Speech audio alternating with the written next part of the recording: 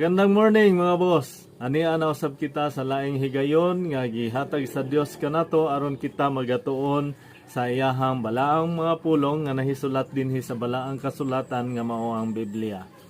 Mga boss, aduna nay mga individual nga nangutana kanako kung usa ba daw ako ka pastor. Mga boss, ang buluhaton ba sa pagsangyaw sa mensahe sa maayong balita nga naghatag og kaluwasan alang lang sa usa ka pastor? Atuwa kining mahibaluan mga boss kung unsa ang kabubuton sa Dios dinhi sa iyahang balaang mga pulong. Kung ato bitawng basahon diha sa Buhat 1:8, si Ginoong Hesukristo sa wala pa gibayaw sa langit, siya nagaingon sa iyahang mga tinun-an. Apan kon mukunsad na kaninyo ang Espiritu Santo, makadawat kamo gahom og mahimo kamong akong mga saksi sa Jerusalem, sa tibuok Judea og sa Samaria og sa tibuok kalibutan. Makadawat og gahom mga boss, meaning ini makadawat ta og kaalam, kahibalo nga ato usab nga i-share didto sa katawhan nga kita mahimong madasigon sa pagsaksi mahitungod sa maayong balita, mahitungod sa ato ang Ginoo nga si Hesukristo. Sumala bitaw sa giingon sa Roma kapitulo 12 bersikulo 6 ngadto sa 8. Ang pulong sa Dios nagaingon, busa angay natong gamiton ang atong nagkalain-laing katakos sumala sa grasya nga gihatag sa Dios kanato. Kung may katakos kita sa pagwali sa mensahe sa Dios, himuon nato kini sumala sa pagtuo nga ania kanato. Kung may katakos kita sa pag-alagad, kinahanglang mag-alagad kita. Kung sa pagtudlo, magtudlo kita. Kung may katakos kita sa pagdasig sa uban, buhato nato kini. Ang muhatag, maghatag nga madagayaon gayod. Ang mangulo, kinahanglan, magkugi. Ang maghimog mga buhat sa kaluoy, kinahanglang magbuhat nga malipayon. Mga boss, lain-lain day o gasa ang Espiritu Santo nga gihatag sa matag usa kanato isip parti sa lawas ni Kristo. Kung basahon bitaw nato usab og dugang dinha sa ikaduhang Korinto kapitulo 5 bersikulo 17 og 18. Kay bisan kinsa nga nahiusa kang Kristo, bag-o na siyang binuhat. Ang daan miagi na ug ang bag-o miabot na. Gibuhat sa Dios kining tanan ug siya usab ang nagpasiguli kanato ngadto kaniya. Pinaagi kang Kristo ug gihatagan kita niya sa buluhaton sa pagpasiguli sa uban ngadto kaniya. So sa ato dayong pagkadawat sa gasa sa Espiritu Santo, nahiusa kita diha kang Kristo. Ug sa atong pagkahiusa diha kaniya, bag-o na kitang binuhat, gihatagan na kita niya bag-ong kasing-kasing og masinugtanon nga espiritu. Mga boss, sa ato ang pagkahiusa diha kang Kristo, iyaha usab diay kitang gihatagan sa buluhaton sa pagpasiguli sa uban ngadto kaniya. Unsaon man nato pagpasiguli sa uban ngadto kaniya?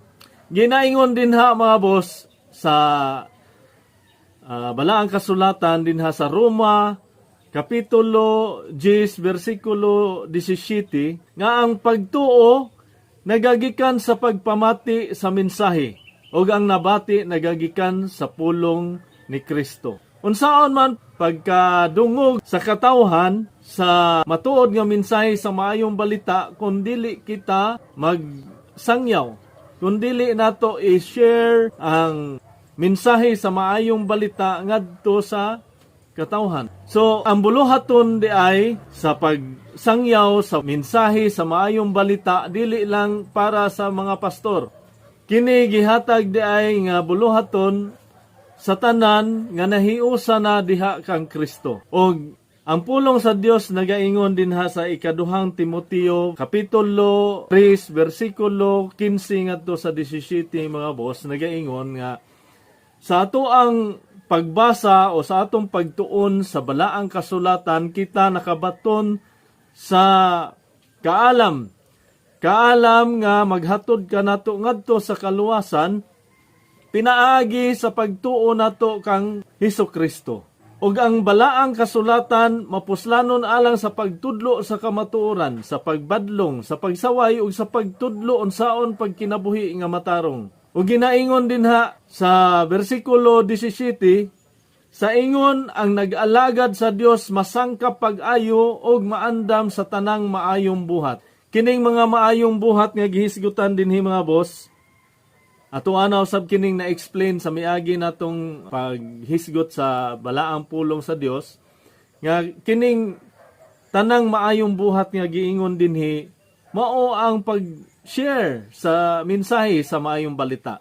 Ang pagsangyaw sa matuod nga mensahe sa maayong balita ngadto sa katawhan. Mao kani ang gikonsidera sa Dios nga maayong buhat nga angay nato nga buhaton. Wala kita mubuhat niining mga maayong buhat mga boss para kita maluwas. Gi-explain na nato sa miagi natong hisgutanan. Nagbuhat kita niini tungod kay aduna naman kita'y pagtuo. Aduna na kita'y paglaom sa kaluwasan, sa kinabuhing walay katapusan didto uban sa atoan Dios. Mao nga nagbuhat kita og maayo. Sukwahi sa uban nga nag-ingon nga kinahanglan magbuhat og maayo aron kita maluwas. Sukwahi kana mga boss. Nagbuhat kita sa maayo tungod kay aduna na kita'y paglaom sa kaluwasan. Nagbuhat kita niini alang sa kahimayaan sa ngalan sa Dios. Kung atong basahon pagdugang ang pulong sa Dios diha sa ikaduhang Timoteo kapitulo 4 bersikulo 2 ngadto sa 5 nagaingon, pagkugi kanunay sa pagwali sa mensahe sa tanang panahon gayod, daniha, badlunga, dasiga ug tudloi uban sa pagpailob ang mga tao. Moabot ang panahon nga ang mga tao dili na mamati sa matuod nga pagtulunan. Ang ila na hinuong gusto mao na lang ang ilang sundon. Og magtawag silag daghang mga magtutudlo nga magsulti kanila sa buot nilang madungog. Dili na sila mamati sa kamatuoran kundili sa mga tinumo-tumo nga mga sugilanon. Apan kinahanglan nga magpugong ka kanunay sa imong kaugalingon. Antusa ang mga kasakitan. Buhata ang katungdanan sa usa ka magwawali sa maayong balita ug tumana ang imong buluhaton ingon nga sulugoon sa Dios. Nagaingon ang pulong sa Dios dinhi mga boss nga moabot ang panahon nga ang mga tao dili na mamati sa matuod nga pagtulunan, dili na mamati sa kamatuoran.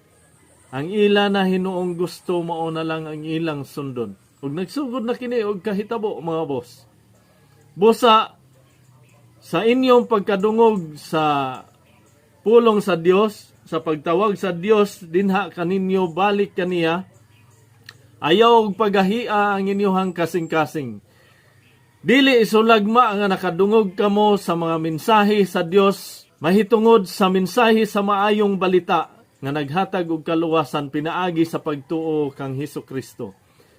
Siya nag-awhag kanato sa pagbalik ngadto kaniya.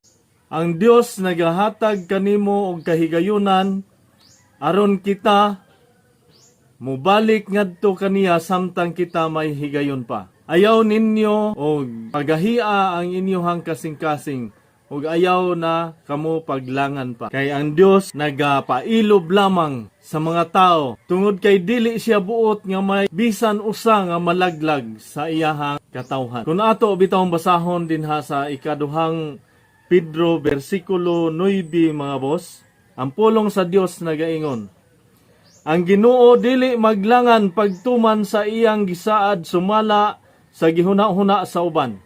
Apan siya nagpailob kaninyo kay dili siya buot nga may usa nga malaglag, kundili nga ang tanan maghinulsol og mubiya sa ilang mga sala. Mao kini mga boss, dili buot ang Dios nga dunay usa nga malaglag. Buot sa Dios nga mubalik kaniya ang tanan. Busa kung magbagahi gihapon kita sa ato ang mga ulo, mao kana nga padad-an gayud kita niyag mga katalagman nga ato ang nabati na sa miaging mga adlaw. Aron kini pagpahinomdom nga siya nagtawag kanato, nga siya gamhanan ug nagpaabot kanato, wala kitay mahimo sa ato ang kaugalingon nga mga pagpaninguha, kundili sa pagsalig lamang ngadto kaniya ug sa pagbalik ngadto kaniya. Nahisgutan na nato sa miagi natong hisgutanan nga ang Dios nahigugma kanato, nahigugma sa iyang katawhan, mao nga iyang gipadala ang iyang bugtong anak aron ang tanan nga mutuo ug mosalig kaniya dili malaglag kundili makabaton hinuon sa kinabuhing walay katapusan. Apan kun kita magmagahi ihapon sa ato ang ulo, muabot gayod ang panahon nga kita silutan og pagahukman.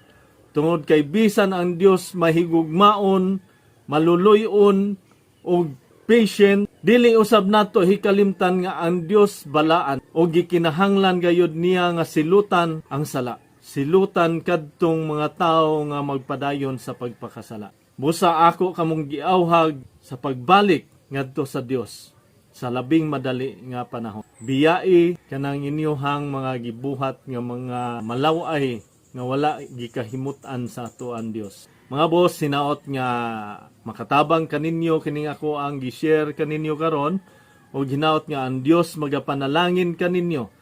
Magauban kaninyo sa inyohang pagpanikay-sikay sa matag adlaw ug labaw sa tanan, ang Dios unta magapanalangin kaninyo sa pagtuo sa matuod nga mensahe sa maayong balita nga naghatag og kaluwasan pinaagi sa pagtuo kang Hesukristo. Dalaygon ang Dios ug amping mo sa kanunay, mga boss.